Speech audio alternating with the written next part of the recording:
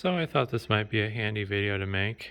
I don't know if the way I do this is the norm or not, but I wanted to talk about attaching bill of lading to a pallet. Obviously this is an actual bill of lading here. I'm just using some stand-in pieces of paper because I don't want to share private customer information. But there's a few things I like to do when I attach bill of ladings. So we're going to pretend this is my bill of lading, and this is the extra thing I do. So after I wrap a pallet up and the customer provides me the bill of lading, I like to obviously attach the bill of lading, but I'll also do a piece of paper with big bold text with the customer address and phone number sometimes, even if I have it in time. And there's some reasoning behind this. It's just so it makes it easier for the delivery person to read. So like, let's say the customer address is this small text here. Well, maybe they misread it and they don't look carefully enough and they deliver it to the wrong place. Versus this, well, if it's going to 123 Fake Street and 123 Fake Street is in inch tall letters, it's going to be harder to misread that. So I think personally, this is a nice touch to do, and this isn't of my own doing. Someone asked me to do this on a previous shipment, and then after they asked me to do that, I just started doing it on all my freight shipments because I think it's definitely a good idea. Also, you want to make sure like you put it as close to eye level as possible.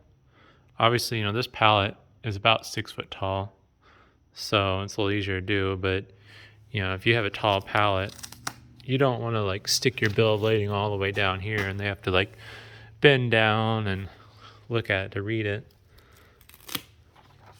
If it's a really short pallet, what I'll do is I'll put it on top of the pallet versus on the side.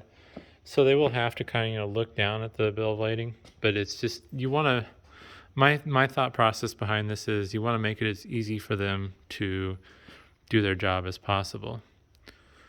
When attaching these, what I like to do, since I'm not fancy, is I'll print them out on standard printer paper like this, and then I'll just tape down all 4 sides all the way around each piece of paper.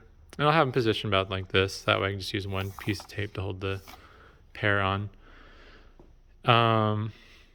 If you're really worried about it and want to get really fancy, they make those plastic sleeves that people use to store papers in their resumes. And you could put this in that sleeve. If you do that, you want to make it so the opening's pointing down.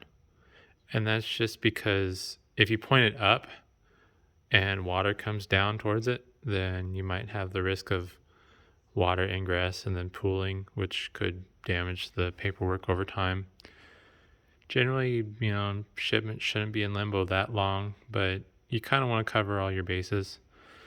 Otherwise, the cheaper and easier option would be just cover the whole thing with tape.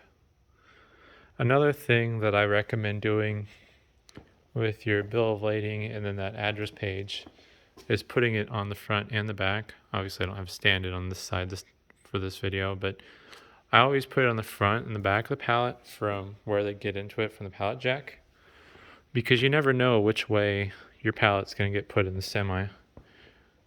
And kind of comes back to what I said earlier in the video, where you want to make their job as easy as possible.